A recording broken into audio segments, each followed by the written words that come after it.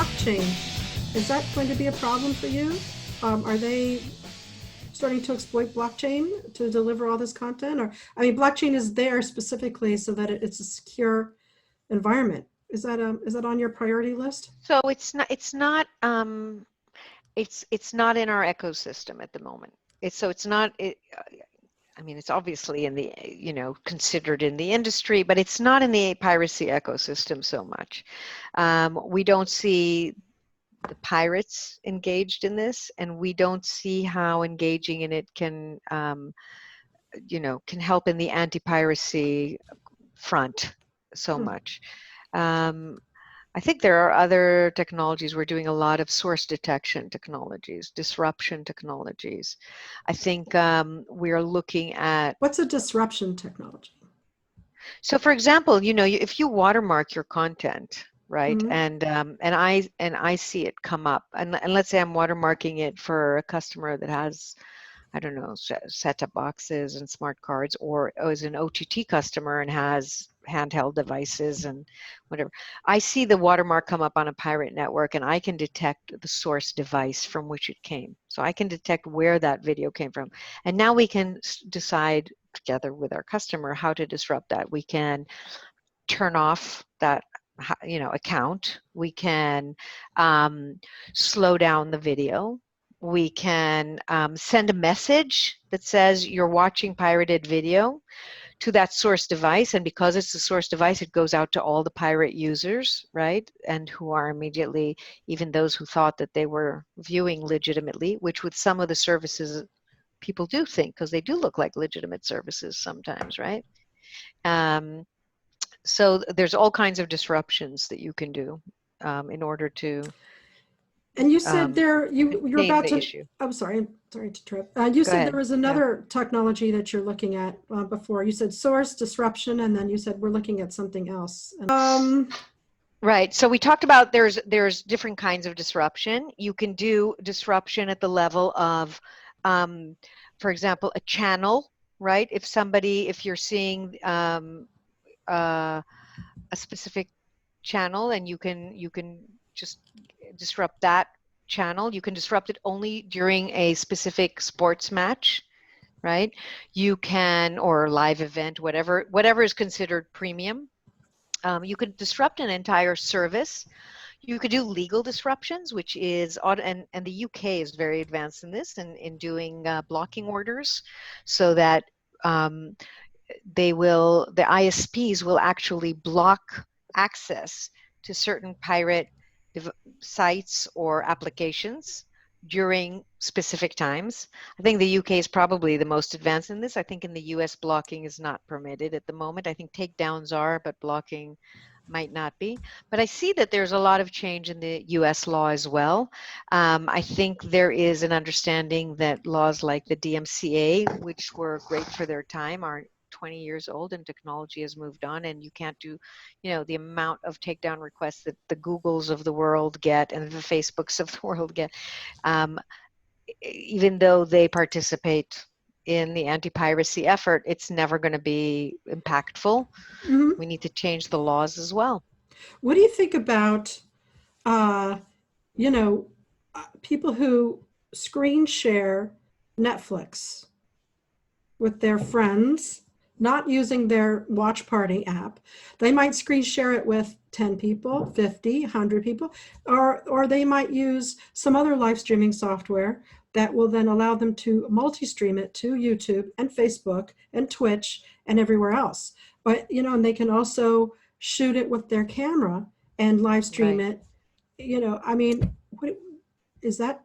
Right. So that's not okay, right? I often tell people who are on the viewing side of that, I tell them, listen, every time that you are a viewer of pirated content, you're ensuring that there's not going to be a next season, because the more people are engaged in this, there's just not going to be enough income to make the next season. It's not okay.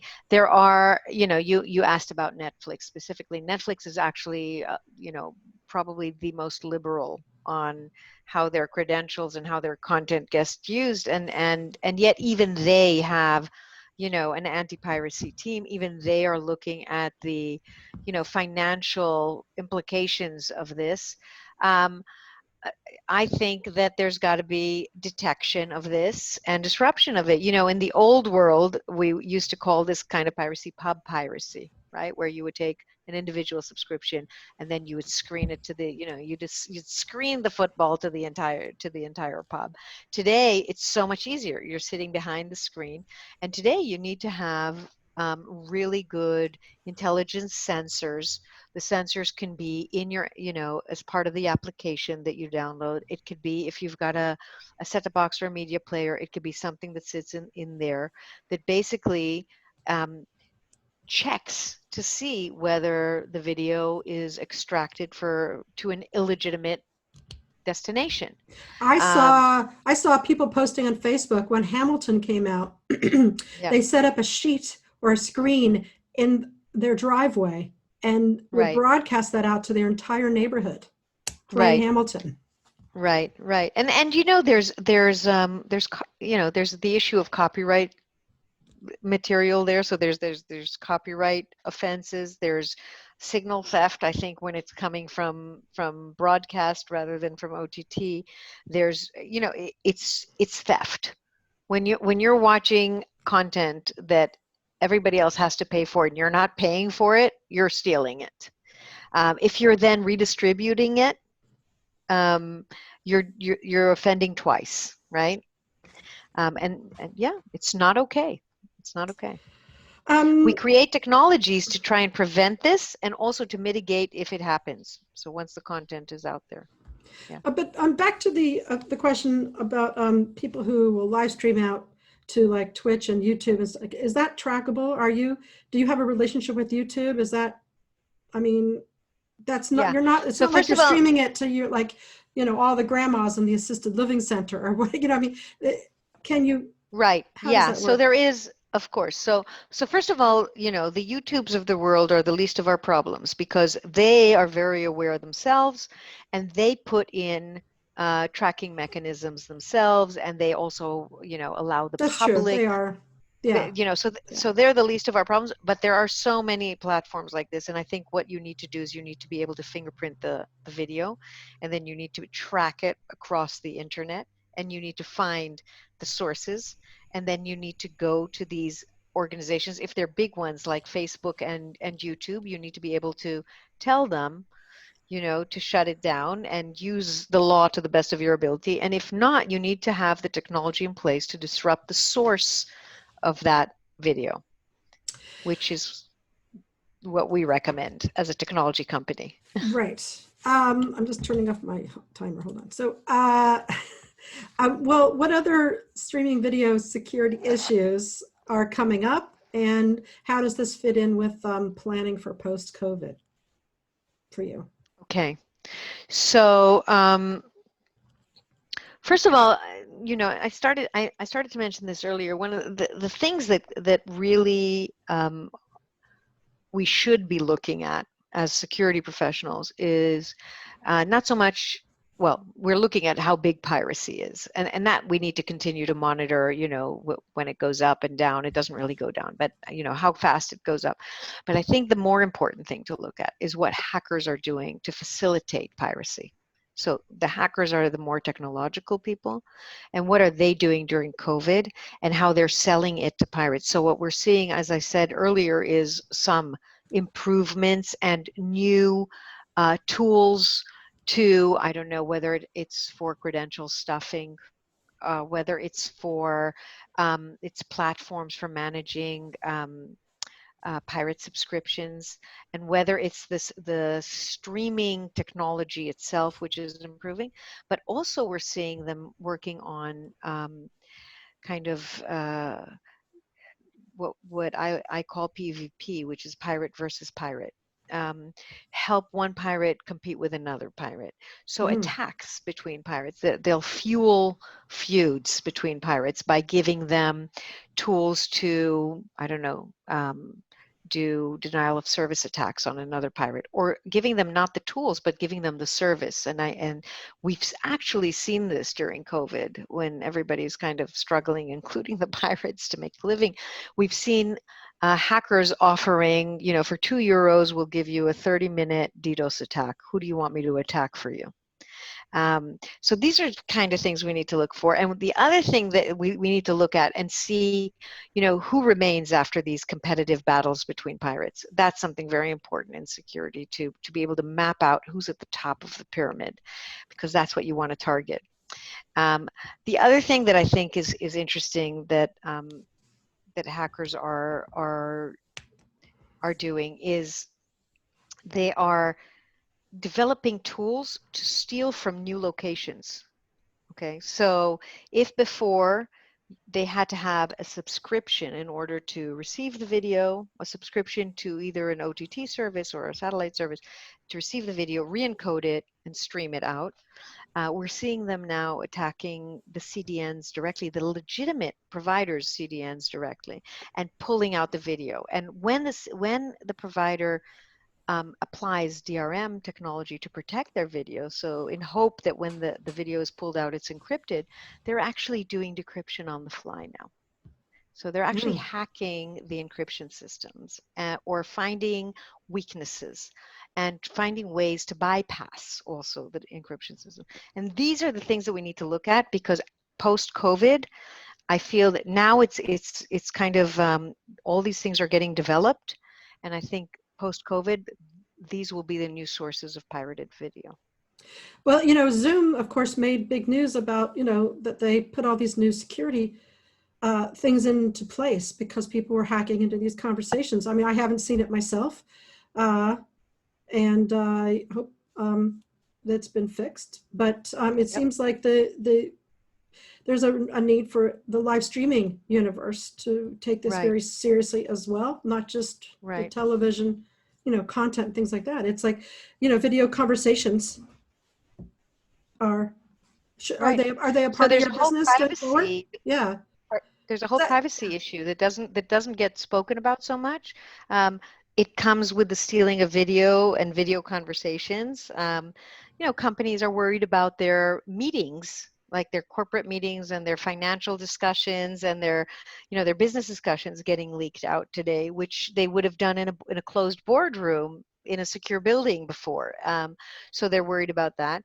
There's the issue of identity theft through credential theft in the same way. So if there's an increase in demand in stolen credentials and people are actually creating fake identities for themselves, there's even almost a national security issue involved there.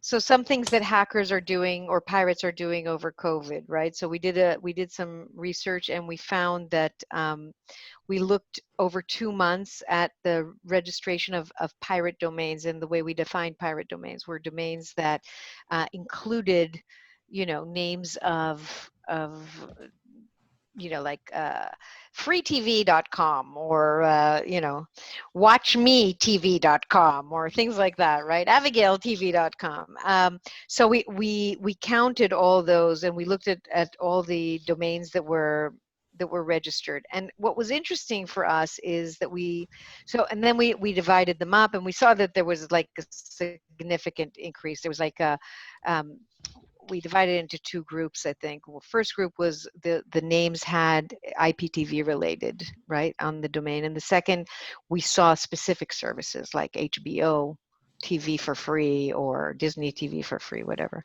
And what we saw was a significant rise in the numbers. For example, in 2 months, we saw, for those with IPTV related names, there was over 45,000 new registered domains in 2 months. And for those that had specific services in them, there was over 2,500 new domains. And then we wanted to see whether those domains are actually active or dormant, and if they're dormant, to try to figure out why. And so we did find, first of all, we defined it. So any domain that had activity more than 10 records registered to it, we considered active. And we saw that there were if they had more than 1,000, we considered them highly active, right? The domains. And we looked at the countries that had the most domains registered, and those were, of course, the US, Russia, and Singapore that had the most pirate domains registered in them. And the reason that, and then we saw a huge number of domains that were just not, that were dormant, and we figure, you know, we thought about it, and I talked to you about this earlier, is that they're so afraid of takedowns and legal action now. You know, you asked about YouTube and Google, and they're pretty active, and these domains, because they have the names of the services in them, are very easy to find and then take down. So they create multiple domains so that if you take them down, within a second they're back up. And what they do is they inform their users over Telegram groups, Facebook groups, WhatsApp groups. Here's the new domain, switch here, right? So those are some numbers on that. I had some numbers on credential fraud, if that was interesting. I mean, there was a rise in demand, for example, for HBO credentials over a period of 2 months by 81%. So there was a demand for fraudulent, or not fraudulent, real HBO credentials, but stolen ones. It rose by 81%, but that was nothing, because for Hulu there was a rise of about 900%. So what about Disney Plus or? So I think so. Disney was interesting. There was 280% rise in the demand for stolen credentials. And Netflix, there was a 55% rise. And if you think about it, these are services that there's always a demand, right? And, you know, maybe Hulu, there was such a huge demand, not necessarily because Hulu was the most popular service. You know, we checked HBO, DirecTV, Hulu, Disney, Xfinity, and Netflix. But I think because everybody was stuck at home and already had their Netflix, Disney, you know, the very popular, the high-end services, either paid or pirated, but they already had them, and they wanted to see different content. And so, you know, there was a rise in Amazon, there was a rise in Hulu that was significantly greater than the rise in the others. We saw what that. about Amazon Prime? So Amazon Prime has a lot of good restrictions and security on it, in fact. Yeah, and is less popular overseas. We did a kind of global sweep, so our numbers reflect the global availability of the services that we covered. So HBO, for example, and Netflix and Disney are very popular overseas as well. It's amazing. I mean, it would be interesting also to find out, is there a way for the consumer to find out if their credentials are being used out there in the universe? Sure. So there's websites where you can put, for example, your email in, and it'll tell you whether your email has been leaked and from what site. How do I do that? What's that website? Yeah. I'd like to know. Just slips my mind. There's about 5 of them. They're very popular. Names just slipped my mind, but I'll send them to you. Okay. All right. Sounds good. Are there any more numbers? Because those are all really good. Let me see. I should actually have kept some of these things open. So, who's the best at security? Of course we are. No, I know, of course, but I mean, all these companies, who practices security very well. So I think Sky in the UK have very good security awareness. You know what I think? I think that the operators and content owners who have suffered piracy for many years have very high awareness.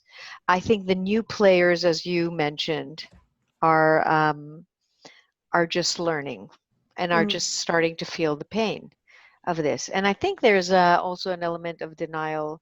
And we saw this with software in the 90s, you know, last century, where, you know, where countries were called the one disk country. And, you know, for example, I was living in China at some point, and Microsoft, governments were not using legitimate Microsoft software. They were copying disks or whatever it was that they were copying, and Microsoft at the time did not take a harsh stand against this, because what they wanted was to get the stickiness of this, right? To get everyone hooked onto the Microsoft applications, and then they'll start charging.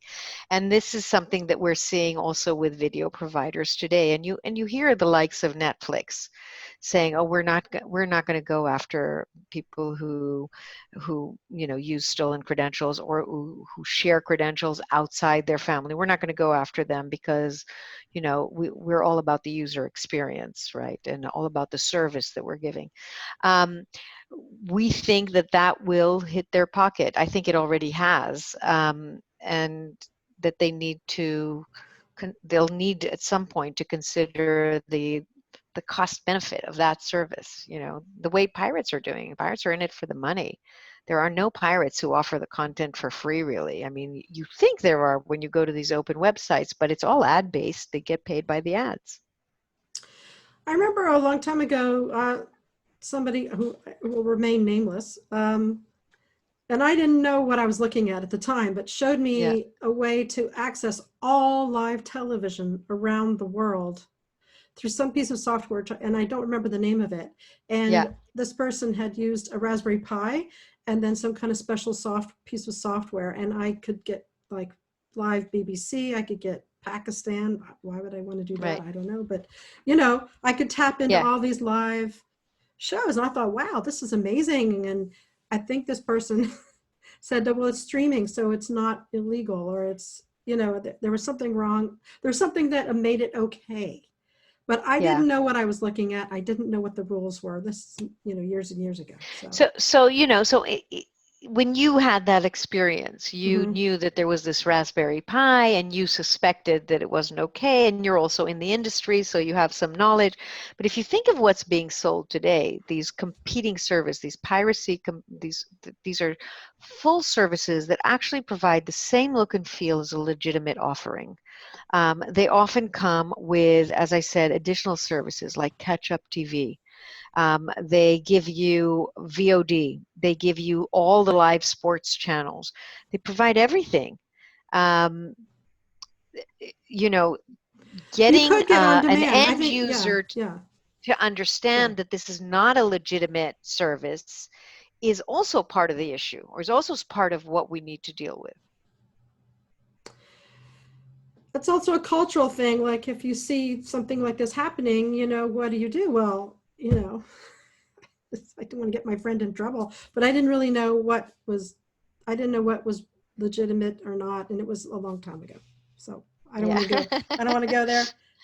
There's a lot of work for you to do, obviously, going forward. But is Synamedia offering its services to live streaming platforms as well, over and Absolutely. beyond? Absolutely. We're in discussion with all the big ones, and we're also providing technologies to them. Whether it's we're doing all the credential sharing and fraud insights technologies to the analytics. We're providing the watermarking detection and streaming piracy prevention kind of services. We're providing intelligence services, right? So we'll tell you what, we'll do a sweep on the internet and in the field, and we'll tell you how big your problem is, where it's focused, and we'll do that and give you the recommendation on how to fix it as well. See, I need that for my setup as an individual. I want to go to Synamedia and say, check my system. Just analyze it all. Not for $1 million, but seriously, I need something like that. We all do. All right, thank you so much. I really appreciate it. Thank you for having me. Oh, I really enjoyed the conversation. As Tracy, he said I would. Hi, Tracy. Thank you very much. Avigail Gutman is Vice President, Intelligence and Security at Synamedia, synamedia.com, and you're calling from Israel. Hopefully we'll speak to you again. This is a very interesting topic that will continue to be of great importance to the TV community. Thank you. Thank you very much. I'm Tracy Swedlow. So far, my identity is okay because I'm the only Tracy Swedlow, I believe, in the world. I've searched. This is Televisionation. Please go and check out TVOTshow.com for tickets for our upcoming conference, live streaming live conference, September 8th, 9th, and 10th. Thanks, everybody. Bye.